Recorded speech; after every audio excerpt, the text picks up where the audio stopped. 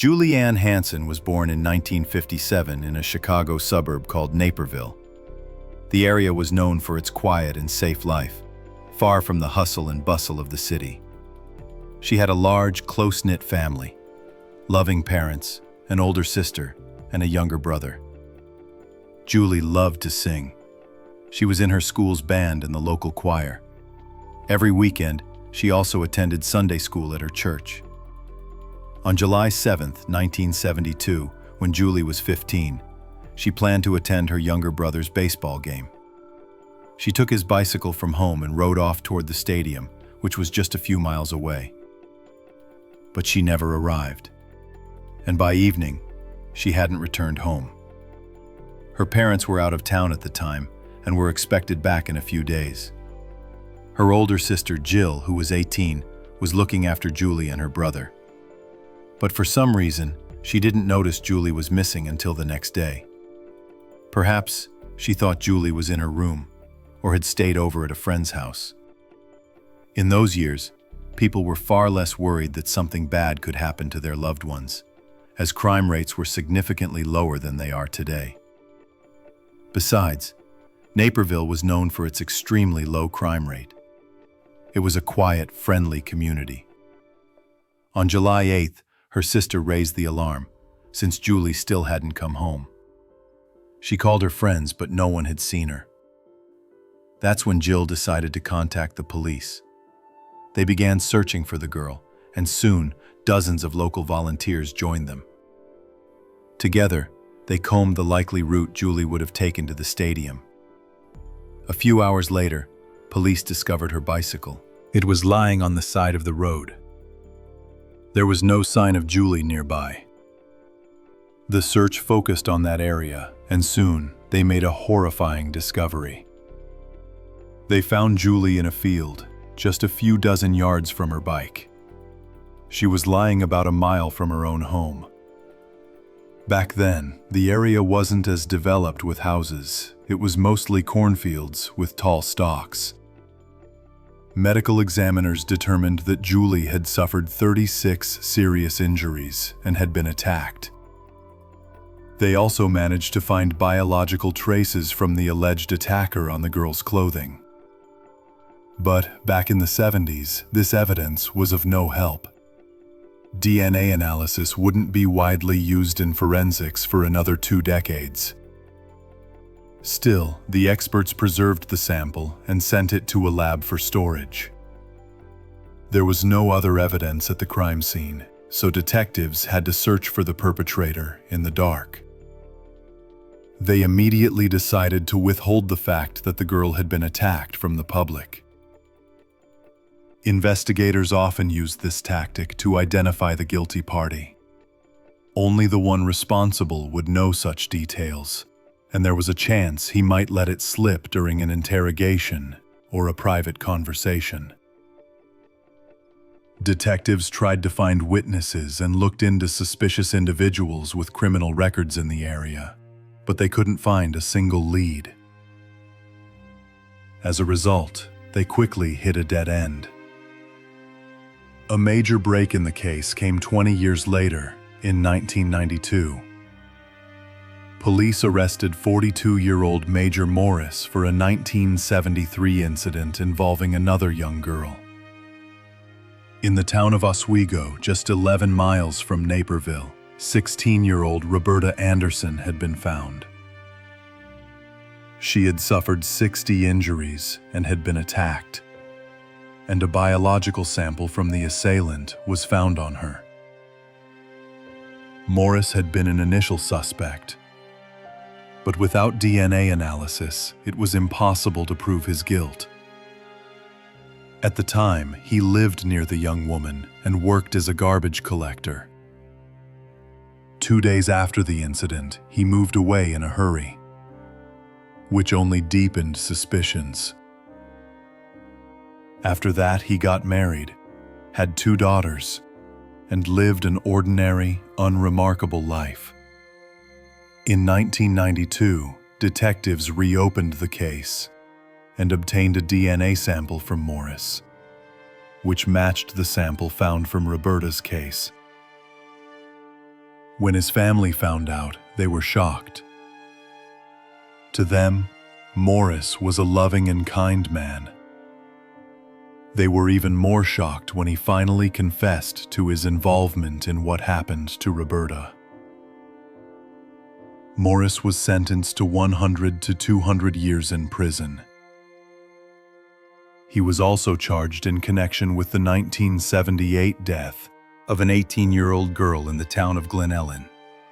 After a long investigation, Morris confessed to that crime as well. All of these locations were in the Chicago suburbs, just like Naperville. Moreover, the details of the incidents were strikingly similar to Julie Hanson's case. Multiple serious injuries, signs of an attack, and the locations where they were found were even at a similar distance from their homes. Of course, police couldn't ignore this string of coincidences. The investigators on Julie's case were convinced that Morris was behind what happened to her, so they immediately requested a DNA analysis. The wait took a little over a month, during which he denied any involvement. To the detective's surprise, Morris's sample did not match the material found on Julie's clothing. They had been so sure they were about to close this 20-year-old case, but he was not involved. At one point, a serial offender named Henry Lee Lucas confessed to his involvement in Julie Hanson's case, but investigators didn't take his words seriously. After his arrest, Lucas had confessed to being involved in over 100 deaths, of which only 11 were ever proven. He often took responsibility for others' crimes, but after a brief conversation with detectives, it would become clear he had nothing to do with them. After that, the case went back on the shelf. The police continued to work on it. According to detectives, new leads and suspects would emerge, but they all led to dead ends. At one point, a man named Bruce Lindahl caught their attention, a serial offender known for violent attacks in the Chicago suburbs in the 70s and 80s. He was accused in 12 serious cases, though only 2 were ever proven. His methods also fit the circumstances of Julie's case. The perpetrator inflicted multiple serious injuries before attacking those he targeted. Lindahl himself passed away in 1981. He attacked an 18-year-old boy who fought back. While injuring the boy with a knife, Lindahl accidentally wounded himself and lost his life at the scene. In 2020, his DNA was compared to the sample from Julie's case, but they didn't match. Another year passed.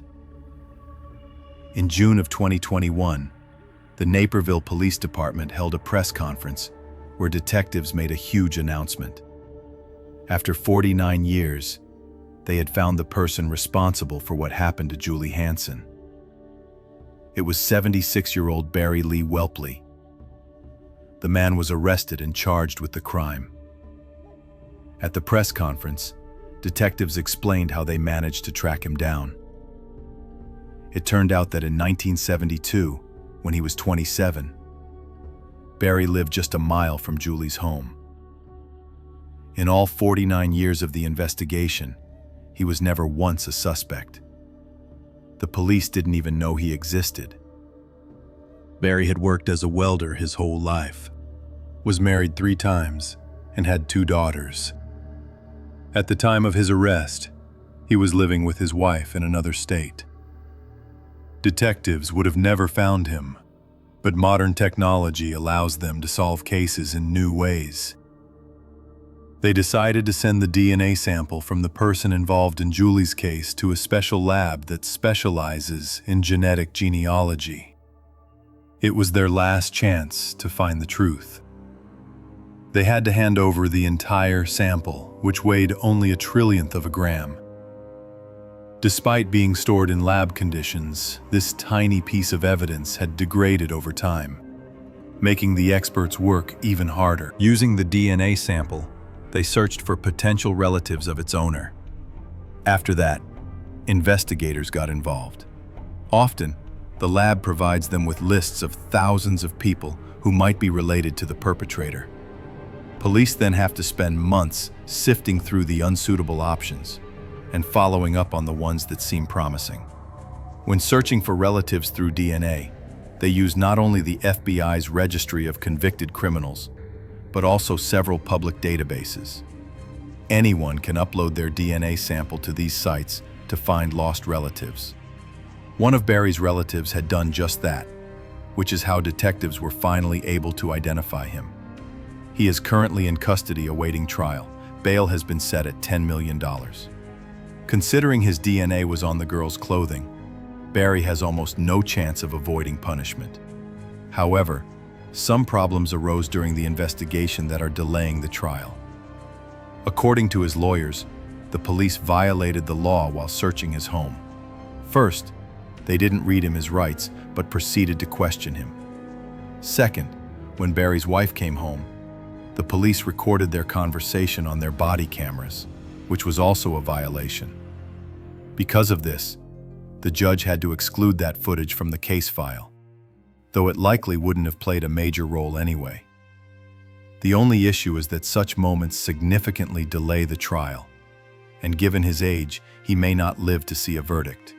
Sadly, Julie's parents never found out who was responsible for her tragic fate. Her father passed away in 2009, and her mother in 2019. Her brother and sister, however, attended the press conference and thanked the investigators for their hard work. They had long given up hope that the truth would ever come to light. As for Barry, his relatives were shocked by the news. They had no idea that the loving family man could have been hiding such a horrifying secret for 49 years. He also has a completely clean criminal record, but investigators fear he may have been involved in other incidents. They are now reviewing other cases from that area, looking for similarities. This shows how modern technology can identify a criminal even when not a single lead could be found for half a century. On the other hand, the person responsible lived to be 76 years old as a free man, enjoying the respect of his friends and the love of his family. Even if he is sentenced to life in prison, he won't be spending much time there.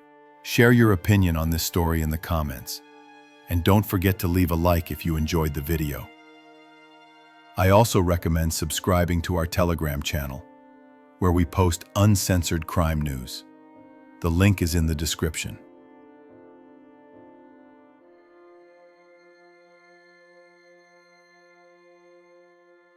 Thanks for watching.